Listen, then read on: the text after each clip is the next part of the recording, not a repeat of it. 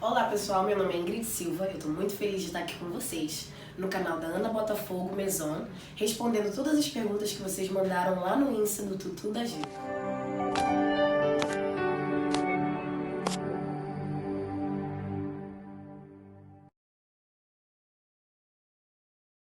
Ingrid, como você começou a sua carreira de bailarina?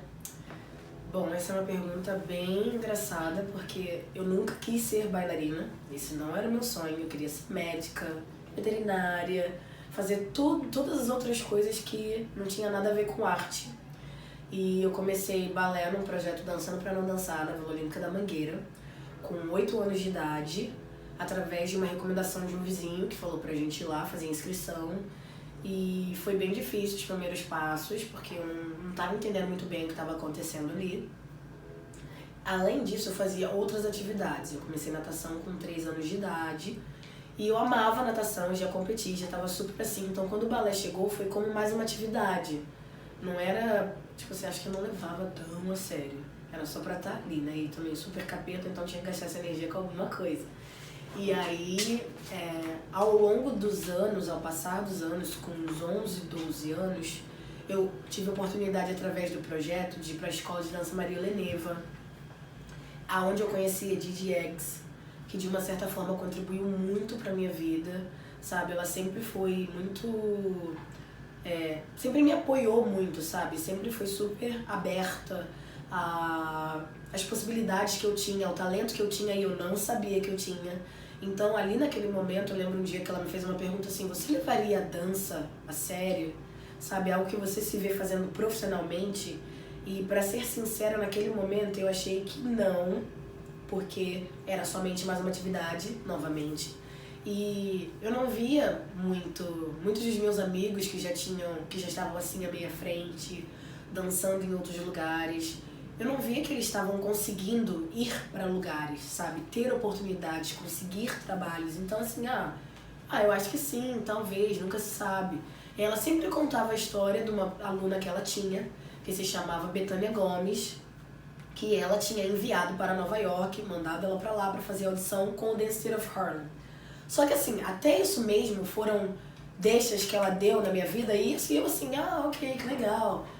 Anos depois, mais velha, passando nos corredores da escola de dança, tinha um quadro do Dance Theater of Harlem. Então aquele quadro sempre esteve ali e eu nunca soube. E aí, através do projeto também, eu tive a oportunidade de ir para o Centro de Movimento Deborah Coker, onde eu tive meu primeiro contato com o contemporâneo. E depois eu tive um estágio com o Grupo Corpo, antes de ir para Nova York. Então essa jornada da dança, eu costumo falar que o balé me achou, de uma certa forma, e mudou a minha vida. Quais obstáculos você encontrou no meio da sua carreira? Eu acho que muitos. Primeiro, a persistência, né? A nossa concentração, foco. O balé é muito... ele exige muito da gente, né? Como ser humano, como bailarino. A gente não tem vida, sabe? Você tem que amar muito. Você não vai ficar rico sendo um bailarino, é mais pela arte mesmo. É por você gostar.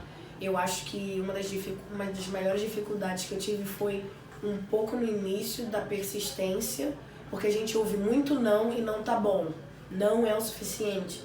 Então aquilo ali mexe muito com o seu psicológico. Eu passei por momentos em que eu sempre quis desistir, que eu achava que aquilo não era mais pra mim, que eu não estava acreditando na possibilidade, mas eu tive uma mãe muito forte que sempre esteve do meu lado e sempre me apoiou e nunca deixou que eu desistisse. Não só isso, quando eu fui pro Dance Theater of Harlem fazer essa audição, porque eu não fui fisicamente, eu mandei um vídeo, eles gostaram de mim e depois me chamaram pra entrar na companhia, na escola também, participar de todas as atividades. Chegando lá como uma bailarina imigrante em outro país, é totalmente diferente, até porque eu não falava a língua. Então, essa foi uma das maiores dificuldades que eu passei no início quanto profissional, sabe? No início ali, tentar entender correções, tentar entender o que as pessoas à minha volta estavam falando, tentar me comunicar. Eu me senti muito sozinha e eu tive que criar uma confidência e uma proteção comigo mesma para fazer com que eu pudesse florescer, crescer, sabe, nessa jornada. Mas eu acho que esse início foi bem difícil. Ingrid, você pode dar algumas dicas de como custear os gastos, assim, com audição, com summers, viagens? Olha, eu acho que tudo tem que ter um planejamento. se você se planeja com tempo e faz um mapeamento dos lugares que você gostaria de ir para workshops, experiências, dançar, fazer as audições, você consegue se planejar de uma certa forma. Uma das melhores formas de fazer audição, muitas das vezes a gente tenta ir pessoalmente, mas pessoalmente gasta muito. E todas essas companhias também te dão as possibilidades de audicionar através de vídeo, que foi o que eu fiz. Então ali meio caminho já foi salvo. O que eu faria também sabe as pessoas que sempre te apoiam, que estão sempre ao seu lado e sempre acreditam no seu potencial? Tenta criar um grupo onde essas pessoas podem te dar um suporte. Por exemplo, se você mandar uma audição e quiser fazer uma aula e você não tem dinheiro, senta ali com aquelas pessoas, faz uma mini estrutura do que você precisa. Se cada um colaborar com R$20, R$30, que talvez não é nada, essas pessoas podem te dar um suporte para que você cresça. Outra coisa, às vezes a gente tem muita vergonha de pedir ajuda. Pedir ajuda não é ruim, sabe? Cria uma vaquinha online, compartilha através das redes sociais. Hoje em dia tem muitas pessoas que estão abertas a ajudar, sabe? Outra coisa, escolas. Se você não tem condição, explica para as escolas. Eles às vezes têm bolsa integral dos cursos ou do que você gostaria de fazer. Não só isso, através das redes sociais hoje em dia também, tem muitas de pessoas que têm conhecimentos com empresas que também podem te ajudar no custo da passagem online, em troca de posts, em troca de compartilhar a sua experiência lá também. Então eu acho que se você tiver essa estrutura, esse mapeamento do que você gostaria de fazer a um longo prazo, você consegue se planejar melhor. E tem muitas opções também baratas, vamos dizer, quando você viaja, de não só comer aquela comida, por exemplo, você vai para Nova York e você não tem dinheiro, nem tudo é tão caro. Eles têm algumas coisas chamadas delis, que são os mini mercadinhos que tem sanduíche, salada, e é tipo $5, $4. Nunca é necessário ir naqueles lugares que são super caros, porque como às vezes a gente não tem condições e tem que economizar, indo nos lugares menores você consegue salvar bastante coisa. E nos mercados também, sempre compre algo antes, faça em casa seu sanduíche, sua água, seu suco, porque também é uma maneira de economizar e comer bem. Você pode dar algumas dicas para quem está tentando seguir carreira no balé? Olha, eu acho que é muito importante você saber em que companhia você se vê, de uma certa forma. Você gostaria de dançar clássico, contemporâneo? Você gostaria de estar na Europa? Você gostaria de estar na América? Que tipo de companhia você gostaria de ter experiência? Eu acho que, na verdade, você tem que se estruturar novamente em o que você gostaria de fazer. Por exemplo, eu não sabia que o Dancer of Harlem não era só clássico, porque a companhia tem bastante diversidade. Então a gente dança de George Balanchine a Forsyth, e são duas coisas totalmente diferentes. E eu acho que o mais importante é você assistir bastante vídeo dessas companhias, você entender o que o diretor gosta, qual é o look da companhia. Porque uma das coisas mais difíceis é quando a gente faz a audição, a gente não sabe o que a gente passou. Às vezes você é muito baixinha, às vezes você é muito alta, às vezes eles estão procurando por mulheres ou homens que têm um know-how, uma diversidade maior no seu background da dança, que não é só clássico, mas que também dança contemporâneo, ou que está aberto e exposto a novas experiências. Então eu acho que isso é muito importante. E seguir a carreira de bailarino, ela não dura muito tempo. As pessoas falavam isso antigamente. Hoje em dia dura muito mais.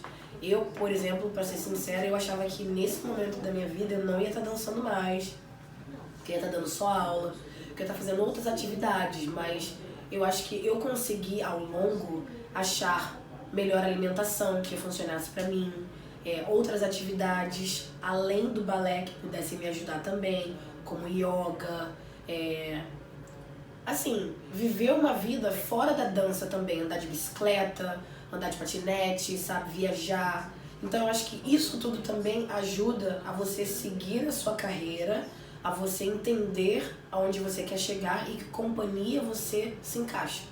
Qual foi o seu maior medo ao encarar as novas realidades? Bom, eu acho que quando eu fui pra Nova York, meu maior medo era, eu tava sozinha. No primeiro mês, a minha diretora tava lá comigo pra me dar uma assistência, mas ela teve que voltar pra cuidar do projeto.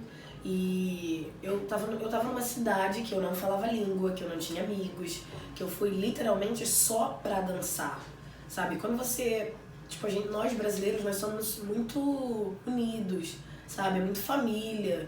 Eu sempre zoo falando que, tipo, as mães são bem galinhas, né? A gente só vive debaixo da asa, a família tá ali com você pro resto da vida, você pode sempre contar com eles pra tudo. E quando você vai pra um outro lugar onde eles não estão, é uma outra realidade. Em diversos momentos e vezes, vivendo situações em Nova York, eu me peguei muito sozinha, e isso era um medo que eu tinha muito grande. Eu não falava língua, então era difícil para se comunicar. Eu falava espanhol, mas a língua predominante é o inglês.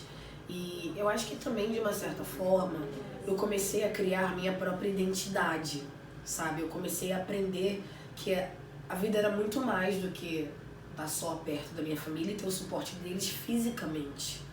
Eu poderia conversar com eles online, poderia falar no Skype, no MSN, que era dessa época ainda, sabe? Eu sempre mantive contato com eles através disso. E eu comecei a não me sentir tão sozinha. Eu comecei também a achar o meu espaço no mundo. O que eu tava ali fazendo não era só... eu me mudei, larguei minha família, eu tô em outro país, mas eu tava ali pelo meu sonho, sabe? O meu medo foi diminuindo cada vez mais quando eu comecei a centralizar o foco do porquê eu tava ali.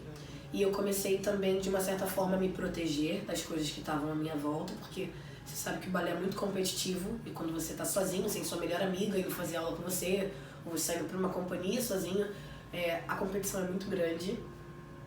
E tiveram diversos momentos que, por mais que eu não falasse a língua, eu entendia que as pessoas estavam à minha volta meio que falando de mim. Então isso também foi muito difícil. E eu não podia me defender, eu não sabia o que eles estavam falando, sabe? Então eu acho que ali eu comecei a falar assim, olha, você é muito mais do que isso, você consegue se proteger, você tá aqui por um propósito muito maior. Então a minha confidência começou a crescer de uma certa forma e meu medo foi meio que embora. Como foram as suas primeiras aulas de ponta? Foi muito difícil? As pontas dos dedos doíam muito? Conta pra gente. Então, eu tenho uma vaga lembrança dessas aulas na minha vida, mas o que eu lembro eu acho que eu comecei a ponta com uns 11 anos. As aulas eram super difíceis. Eu sou da época que a sapatilha era extremamente dura. Eu não sabia, hoje em dia eu preparo a minha como se eu estivesse fazendo uma cirurgia. Antigamente eu não sabia que dava pra cortar no meio, que dava pra costurar em volta na ponta dela, como que eu colocaria o elástico e a fita pra me dar um suporte melhor, que me facilitasse com que nas aulas eu não sofresse tanto, sabe? Então eu lembro de momentos tensos ali. Minha preparação pra ponta foi muito intensa, de uma certa forma.